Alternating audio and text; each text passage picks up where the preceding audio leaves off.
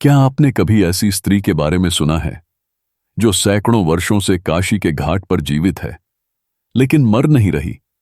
एक साध्वी जिसे कोई देवी मानता है तो कोई शापग्रस्त आत्मा।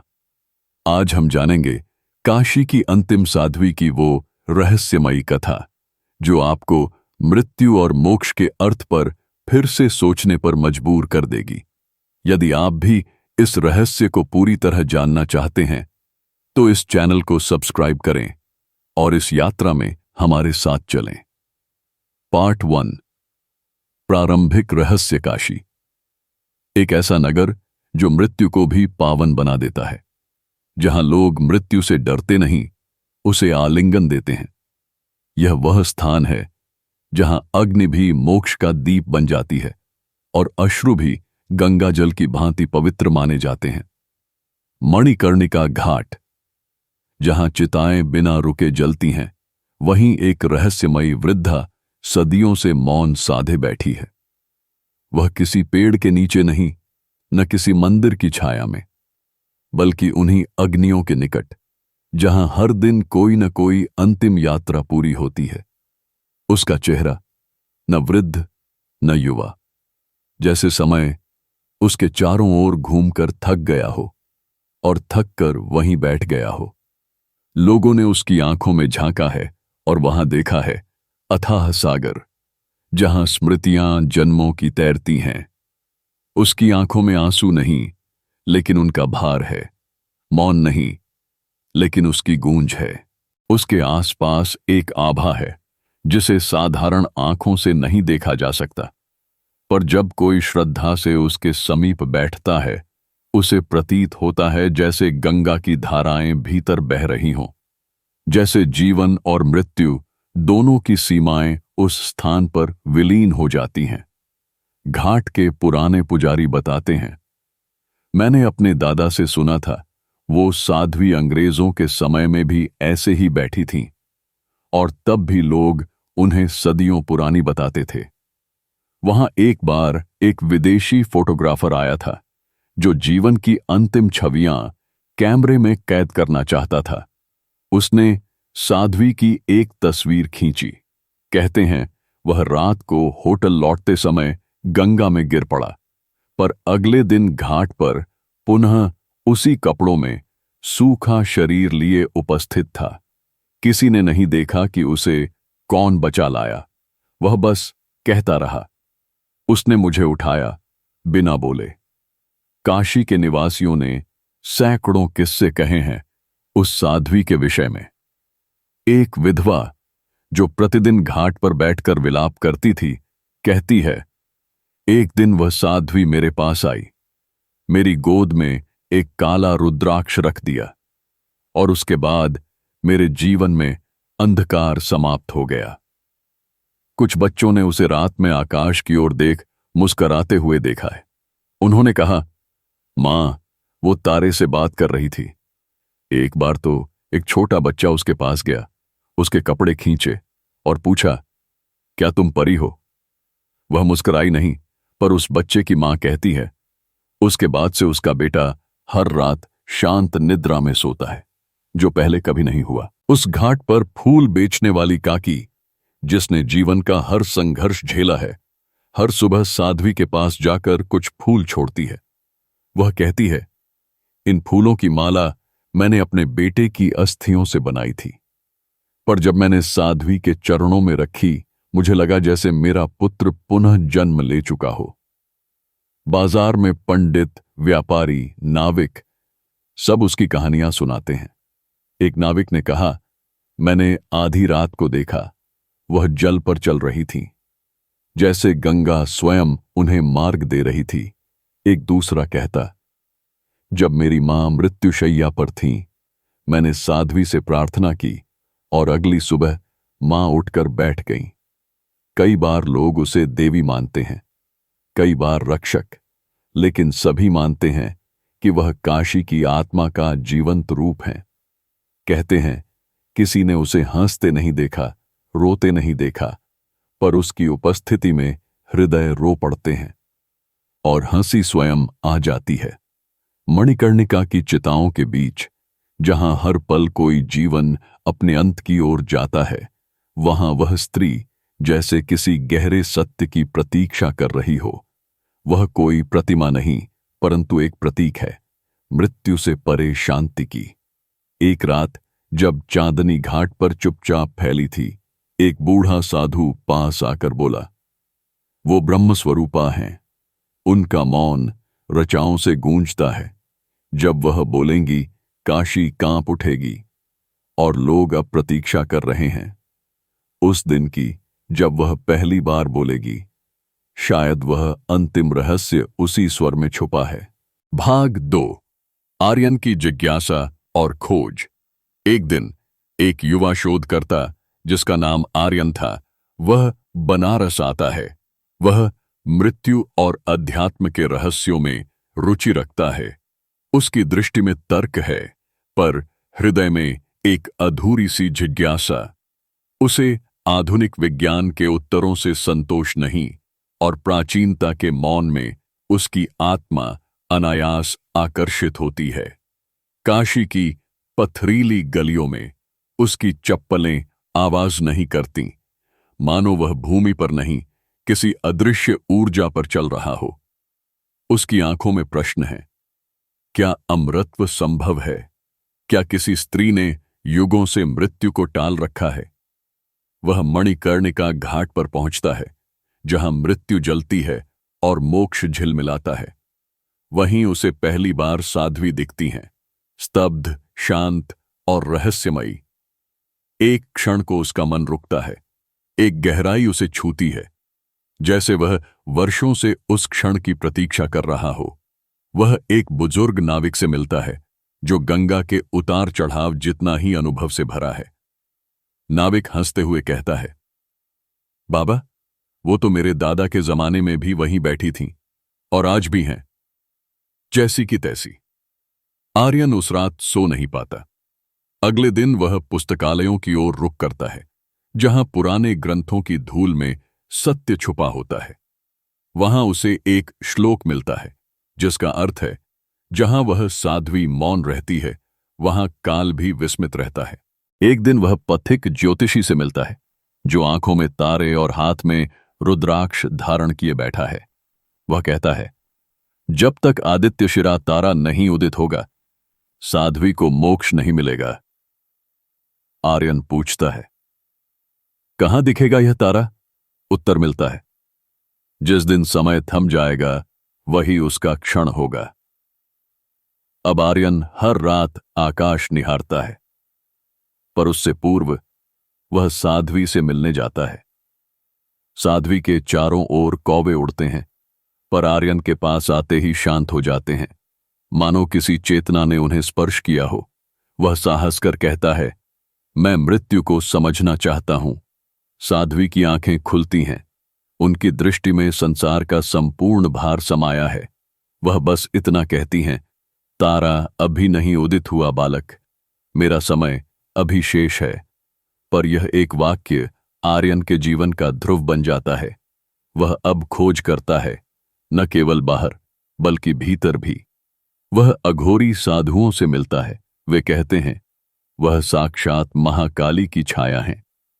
एक सूफी दरवेश कहता है, उसकी आत्मा अब सीमित नहीं, वह काल के रंध्र में प्रवेश कर चुकी है। वह एक वृद्ध महिला से मिलता है, जो कहती है, मेरी बेटी बचपन से विकलांग थी। साध्वी ने कुछ नहीं कहा, बस मेरे माथे पर हाथ रखा, और कुछ दिनों बाद मेरी बेटी चलने लगी। आर्यन अब साध्वी की छवि को देखकर सिर्फ चमत्कार नहीं, बल्कि एक ध्यान अनुभव करता है। उसका अपना जीवन बदलने लगता है। उसे सपने आने लगते हैं, जिसमें वह स्वयं साध्वी के साथ किसी प्राचीन युग में एक मंदिर की सीढ़ियों पर बैठा है। एक रात वह स्वप्न में देखता है कि वह और साध्वी हिमालय की कंदराओं में ध्यानस्थ हैं। उसके चारों ओर प्रकाश है, और साध्वी कहती हैं, जो मृत्यु को स्वीकारता है वही जीवन का अधिकारी बनता है। यह वाक्य उसे भीतर से बदल देता है। वह अब ग्रंथों से अधिक मौन की भाषा सीखने लगता है। उसकी सांसें साध्वी की चुप्पी के साथ तालमेल बिठाने लगती हैं। काशी की गलियां अब उसके लिए शोध स्थल नहीं, तपोभूमि बन जाती हैं। वह प्रतिदिन घाट पर साध्वी के पास बैठता है, जैसे वह अग्नि के निकट बैठ ध्यान कर रहा हो। वह कुछ नहीं कहती, पर एक दिन वह उसे एक संकेत देती हैं। एक छोटा रुद्राक्ष जिसमें तारा अंकित होता है। आर्यन समझ जाता है, यह तारा ही उसकी खोज की कुंजी है। अब वह खगोल शास्त्र, पुराण, ज्योतिष सब में उतर जाता है। उसकी रात्रियां अब तारे गिनने में बीतती हैं और दिन साध्वी के पास मौन में। काशी के कई लोग अब उसे छोटा साधु कहने लगे हैं। एक दिन एक बच्चा उसके पास आता है और कहता है, आपके पास भी अब वो शांति है जो उस साध्वी में है। वह समझ जाता है, यह यात्रा अब केवल उत्तर पाने की नहीं रही, यह स्वयं को भुलाकर सत्य में विलीन होने की है। पार्ट 3। साध्वी का अतीत और प्रतीक्षा अब आर्यन और गहराई में जाता है। उसे एक दुर्लभ ग्रंथ में मिलती है कथा, राजकन्या उमा की। यह कोई सामान्य राजकुमारी नहीं थी। वह बचपन से ही मृत्यु की गहराई को समझना चाहती थी। जब बाकी बालिकाएं कंचन और केशर से खेलतीं, वह श्मशान के पास खड़ी चिताओं को देखा करती। राजा चित्रसेन की यह इकलौती पुत्री थी। उसे ऐश्वर्य, विद्या और सौंदर्य तीनों में पूर्ति प्राप्त थी, परंतु उसके अंतर्मन में एक प्रश्न था, क्या मृत्यु सचमुच अंत है? 12 वर्ष की अवस्था में उसने एक रात्रि अपने महल के छज्जे से एक शव यात्रा को जाते देखा। वह कांप उठी। उसी क्षण उसकी आत्मा ने निर्णय लिया, मैं इस रहस्य को जानूंगी। राजा और रानी को जब पता चला कि उमा मृत्यु और आत्मा की चर्चा करती है, वे घबरा गए, परंतु उमा को रोका नहीं जा सका। उसने सन्यास की आज्ञा मांगी। प्रारंभ में विरोध हुआ, पर जब महल में रातों को अग्निहोत्र और तप का स्वर सुनाई देने लगा, तब राजा ने स्वीकृति दे दी। हिमालय की ओर उसकी यात्रा आरंभ हुई। वह वर्षों बर्फ के मध्य साधना करती रही। उसके अंग जमे, पर मंत्र नहीं थमे। त्रैलोक्य मोक्ष कर्मास्तु सच्चिदानंद विग्रह, वह केवल श्वास और मंत्र में विद्यमान थी। तप की तीव्रता इतनी थी कि जिस स्थान पर वह बैठती, वहां की बर्फ पिघल जाती। वहां कमल खिलते, जहां शीतकालीन रातें सब कुछ जला डालती थीं। उसकी साधना ने त्रिलोकी को चकित किया। एक दिन यमराज स्वयं प्रकट हुए। स्वर में गंभीरता थी, पर नेत्रों में सम्मान। उन्होंने कहा, हे कन्या, तुम्हारी साधना पूर्ण है। बताओ, क्या वर चाहती हो?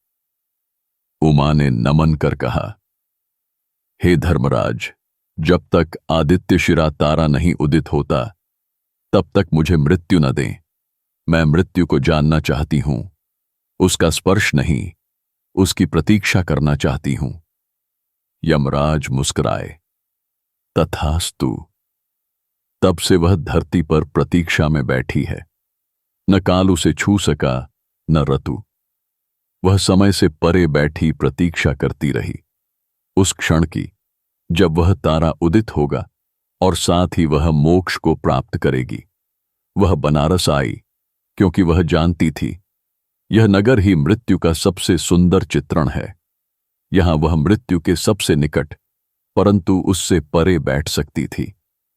आर्यन को जब यह कथा ज्ञात होती है, तो वह स्तब्ध रह जाता है। वह सोचता है, जिस स्त्री ने मृत्यु को रोकने का वरदान लिया, वह सचमुच साध्वी नहीं, स्वयं तप का प्रतिरूप है। घाट पर वह एक सन्यासी से मिलता है, जो कहता है, मैं पागल था। साध्वी ने मेरी आंखों में देखकर मेरी आत्मा को जगा दिया। अब मैं गंगादास हूं।